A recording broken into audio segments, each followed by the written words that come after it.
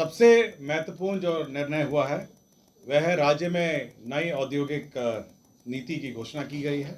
यह जो पैकेज है ये माननीय मुख्यमंत्री जी के 15 अगस्त का जो अभिभाषण था गांधी मैदान में, उसके आलोक में ये पैकेज की स्वीकृति दी गई है। दूसरा एक महत्वपूर्ण निर्णय राज्य सरकार ने लिया है, यह मंत्रिमंडल सचिवालय का सिविल एविएशन डिपार्टमेंट का है। नमस्कार, आज मंत्रिपरिषद में 26 एजेंडों पर निर्णय हुआ है, 26 एजेंडा।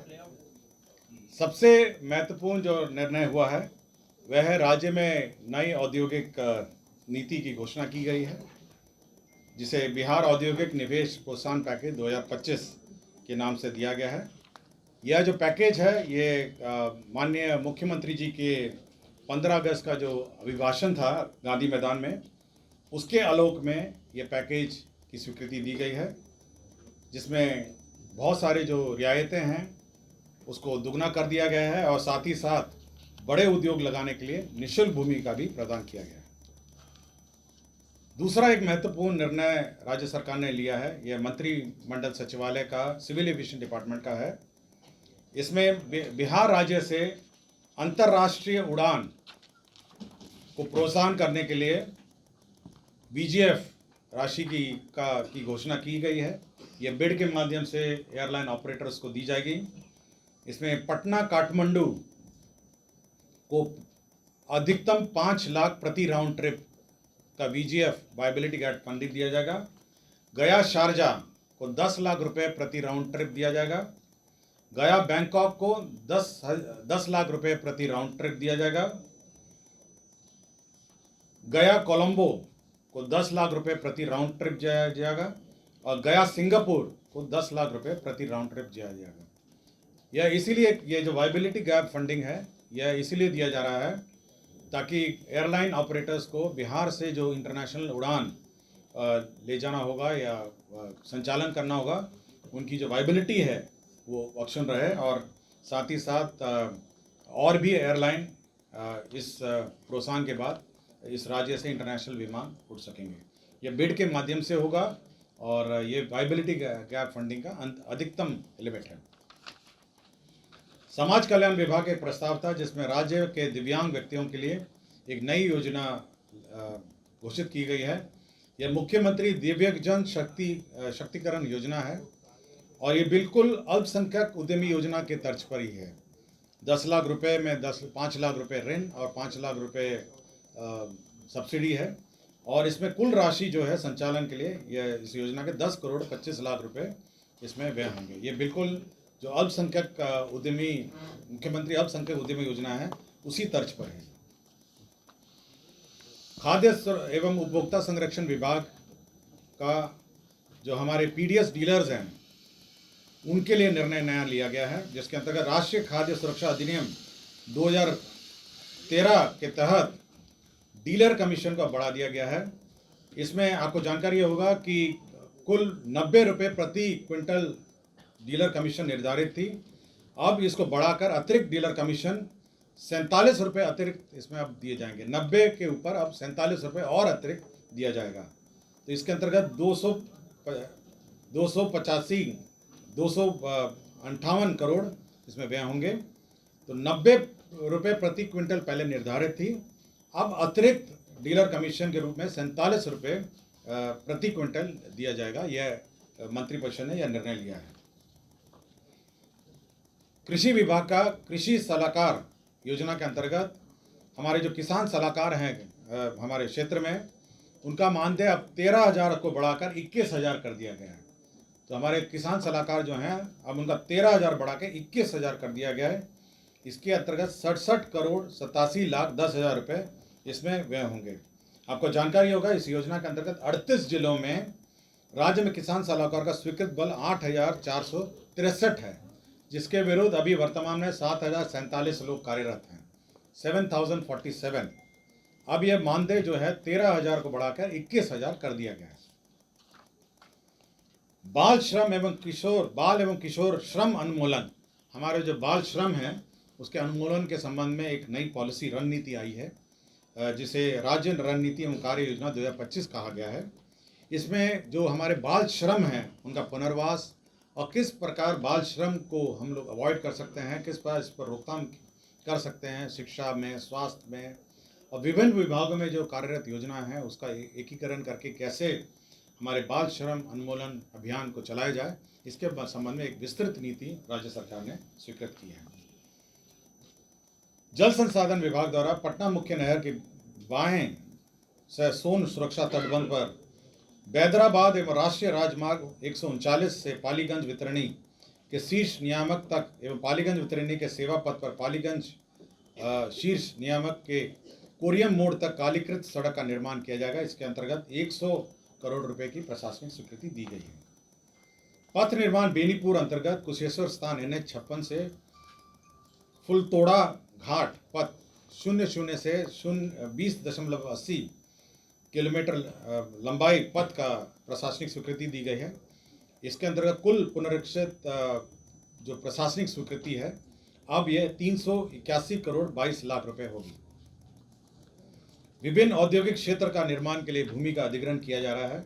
जैसे कि आपको उद्योग के ब्रीफिंग में कहा गया, बिहार में औद्योगिक क्षेत्र के विस्तार हेतु भोजपुर आरा जिला अंतर्गत अंचल तरारी में औद्योगिक क्षेत्र निर्माण किया जाएगा।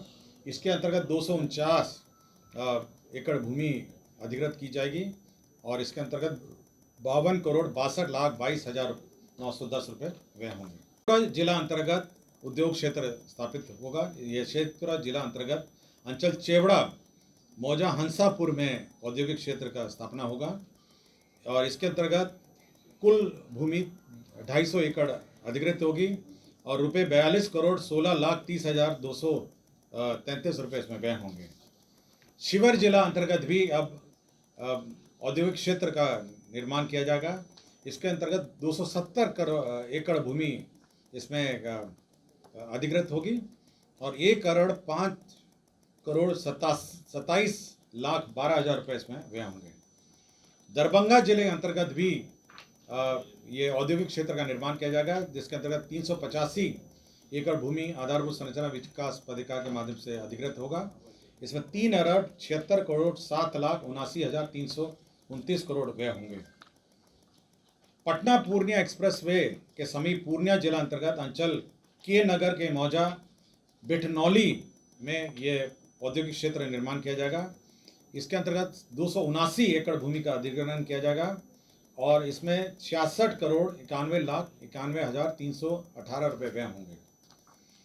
आपको जानकारी दी गई थी कि पटना जिला अंतर्गत अंचल फतुहा में मल्टी मॉडल लॉजिस्टिक पार्क परियोजना के सटे भूभाग में गिफ्ट समान औद्योगिक गिफ्ट जो सिटी आप सुनते होंगे उसके समान रूप से एक औद्योगिक परियोजना के अधीन फिनटेक सिटी विकसित किया जाएगा। ये मौजा जैतिया में होगा और इसके अंतर्गत 408 करोड़ 81 लाख 3,500 रुपये इसमें व्यय होंगे। ये फिनटेक सिटी आपके जो मल्टी मॉडल हब है उसके बिल्कुल सटे होगा और इसके अंतर्गत फिनटेक सिटी का निर्माण इसमें किया जाएगा। इसमें जिसमें राज्य में वित्तीय सेवाओं, नवाचार आधारित उद्यमों, उन्नत तकनीक तथा निर्यात उन्मुख उद्योगों को एक ही परिसर में समावेशित कर एक प्रतिस्पर्धा तंत्र तैयार किया जाएगा। तो ये एक बहुत ही हाई एंड फिनटेक सिटी का निर्माण किया जाएगा। ऊर्जा विभाग के अंतर्गत जो हमारे राज्य जल विद्युत निगम हैं उनके 12 वर्तमान में निर्माणाधीन हैं। 9 परियोजनाओं को अब इसका जो पुनरीक्षित प्राक्कलन किया गया है, जिसमें तेजपुरा, डेहरी, सिफा, बलिदाद, परमा, मथौली, राजापुर, अमेठी एवं डेहरी स्केप, ये इनका पुनरीक्षित प्राक्कलन बनाया गया है, जिसमें 166 करोड़ 81 लाख और 3 परियोजनाओं को बंद कर दिया गया है, जिसमें बरबल, रामपुर और नटवार। विधि विभाग का न्याय मंडल समस्तीपुर का अंतर्गत अनुमंडलीय व्यवहार न्यायालय रोसडा में 15 कोर्ट भवन, एम्यूनिटी भवन और हाजत भवन का निर्माण किया जाएगा। स्वास्थ्य विभाग में जो महावीर आयुर्वेदिक संस्थान है पावापुरी, हमारा जो मेडिकल कॉलेज है, उसमें जो आर्बिट्रेशन अवार्ड है उसके तहत एक मुश्त 150 करोड़ रुपए का प्रावधान सहित कुल राशि 7 अरब 46 करोड़ 64 लाख का पुनरीक्षित प्राक्कलन, उस परियोजना का पुनरीक्षित प्राक्कलन स्वीकृत किया गया। आपको याद होगा पिछली बार वैशाली जिला अंतर्गत जो स्तूपा है उसके निकट में एक 5 सितारा होटल पीपीपी मॉडल में निर्माण का रिजॉर्ट का प्रस्ताव था, उसमें आंशिक संशोधन किया गया है। अब वो 5 एकड़ भूमि में बनेगा और होटल या रिजॉर्ट का उसमें ऑप्शन है। होटल या रिजॉर्ट है 5 एकड़ की भूमि में। पिछली बार 10 एकड़ का था, उसको घटा के 5 कर दिया गया। पिछली बार केवल रिजॉर्ट था, अब ये होटल कम या रिजॉर्ट है। गृह विभाग में ERSS मिर साइट कमांड कंट्रोल सेंटर में 132 पदों का स्वीकृत हुआ है। मौजा बांका जिला अंतर्गत अंचल कटोरिया में यह सिपाही प्रशिक्षण केंद्र के लिए भूमि का स्थानांतरण हुआ है। सारण जिला अंतर्गत अंचल जलालपुर मौजा बंगरा में ये मत्स्य एवं पशु संसाधन विभाग को शिक्षा विभाग की भूमि का स्थानांतरण हुआ है 15.5 एकड़। इसमें डेयरी प्रोजेक्ट प्लांट लगाया जाएगा। पटना जिला अंतर्गत फुलवारी अंचल में मौजा जगनपुरा में मेट्रो रेल कॉरपोरेशन को सशुल्क ज़मीन का स्थानांतरण हुआ है।